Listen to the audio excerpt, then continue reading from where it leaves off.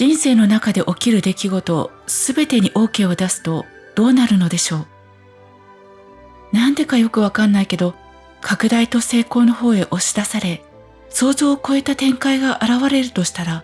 どうでしょう。今回はすべてに OK すると成功に導かれることについてのネドジュンさんのお話。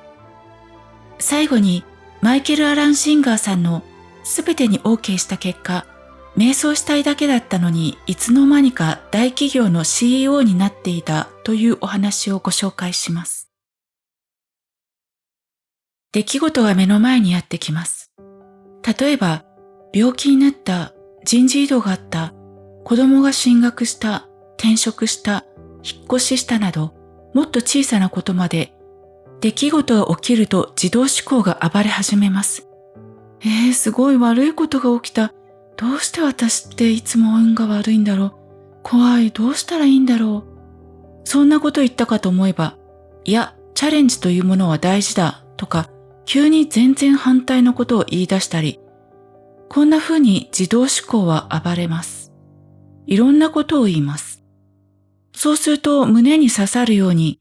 怖い、不快、怒り、恐れといった感情が淡々と流れます。それはどんどん変化しながら、血液に乗って全身を駆け巡るように、手が震えたり、顔が赤くなったり、怖くて震えたり、頭が真っ白になったり、感情が体に影響を及ぼします。ここまでは結構あるある、普通だと思います。こんな状況の時、思考や感情と一体化せずに客観的に見られると、暴れている思考と感情に巻き込まれずに済みます。具体的には、自動思考だ、いつものパターンだ、と気づき、これらの流れをあるがままに気づいている。自分を客観的に俯瞰して眺めている。そしてそれは自動思考がとうとうといろんなことを言っていることに気づいていて、それと同時にハートに様々な感情がどんどん変化しながら流れているのも見つめている。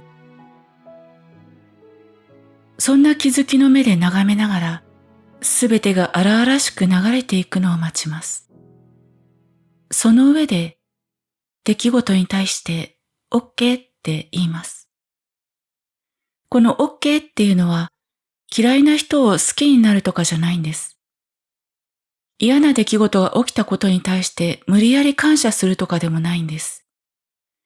自分が犠牲になるでもないんです。見えない大きな意識、宗教的な神様とか自分にとっての信仰、自分より大きな意識への憧れ、畏怖といったものを感じると、これはどうもこの出来事が私自身を強くしてくれ、育ててくれ、愛をより拡大するチャレンジなんだ。そんな見方をすることができるようになります。こんな出来事を起こしてくれてありがとうございます。というふうに感じる。これが OK の意味です。犠牲になって苦しみながらやるということではありません。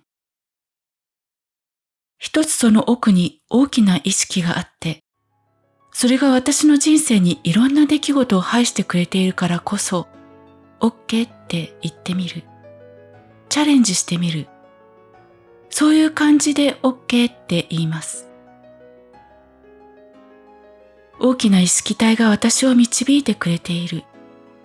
より大きなチャレンジで愛を大きくしてくれる。強くしてくれる。そういう感覚があれば、自動思考が暴れても、愛から選択したい。愛を選びたい。これからの人生、愛で選んでいきたいと、リラックスして OK ってなる。そんな感じなんです。次に、ネドジュンさんが OK しているエピソードをご紹介します。今右目に白内障が入っていて、この目の角膜水晶体に OK って言ってます。起きている間中、この水晶体に対して愛してるっていう練習として OK って言ってます。時々は眩しいなとか白いなって思いますが、水晶体愛してるよ、ありがとう。まだこうやって見えてくれて、この見えるということに本当に感動できる、ありがとう、愛してるって思っています。これ治ってちょうだいではないんです。治ってほしいとなると、そこに否定が入る。この濁りかけたまま、この水晶体をどれだけ愛せるか。そしてそうすればするほど幸せな感覚になるんです。なぜなら水晶体もまた私だからです。私だから治ってほしいとか、こんなの嫌だとか、どうしようっていうのは、私自身の一部を否定していることになってしまう。だからといって、すごく病気で苦しんでいる方にそれをやってくれとは申しません。痛いこと、苦しいことというのは、そうそう受け入れられるものではありませんが、ほんの一瞬、それを引き受けてくれている細胞に、ありがとう、愛してるよと、そこを今引き受けてくれて、この私というものを完璧にしてくれてありがとうって、目の水晶体に向かって言うんです。そうすると水晶体も私なので、私の中に喜びが増していくんです。受け入れられているという感覚がどんどん増えていく。こんな体験をさせてくれている。こういった症状が出ていることに OK。これは私を強くしてくれています。次にマイケル・アラン・シンガーさんのすべてに OK していたら大企業の CEO になっていたという驚きのエピソードをご紹介します。シンガーさんは大学院で経済学を学んでいましたが、その頃ふとしたきっかけで頭の中の声、つまり自動思考に気づきました。そのことをきっかけに瞑想に興味を持ち、瞑想するための小屋を森の中に建てたいと思いました。そうするとなぜか友達が一戸建ての立派な建物のデザインをしてくれるんですね。彼は人生に現れた出来事は全部とにかく OK って言って受け入れると決めていたので、こんな大きいのいらないんだけどって思いながらその家を建てました。それからなぜか大学で瞑想を教える講師になり、それが大人気となり、みんなが森の中の家に訪ねてきます。周りにテントを建てたり、勝手に小屋を建て始めたりするんです。たくさんの人がそこに瞑想をしに通うようになってくる。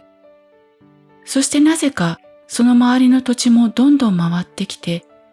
じゃあせっかく土地があるなら、みんなが瞑想できるような建物を建ててみようかって建てたら、ある日警察が来るんです。違法建築で逮捕されたらどうしようって自動思考が叫び始めるのですが、すべてを受け入れると落ち着いていたら、これ君らが建てたの？立派だね。私にも建ててくれないかって言われるんです。そこから建築の仕事が始まり、建築会社になり社長になります。それがどんどん人気を得て、どんどん大きな会社になっていき、そしてその頃パソコンの出始めの時期で彼はプログラミングに夢中になり、そこからプログラミング会社ができ、それがどんどん大きくなっていって合併したりいろんなことをしていくうちに、いつの間にかアメリカで巨大な IT 企業になっていました。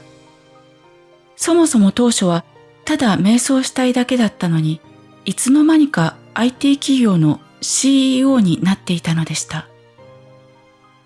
成り上がるつもりなんて1ミリもない。すべてに OK していたら、いつの間にか想像を超えた成功が次々と訪れていたのです。自動思考に惑わされず、毎回愛に戻って選択をしていくと、個を超越した何かに人生を捧げて、磨かれていく生き方になる。人生とは、その人の在り方を導く出来事ができるように配されている。自己を他者に捧げていくことが喜びと成功になっていく。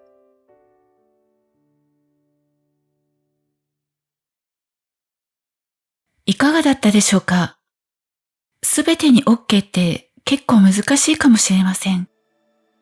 そこでやはり今回も、というか毎回ここがポイントとなるのですが、意識を思考ではなく体に向けておくこと。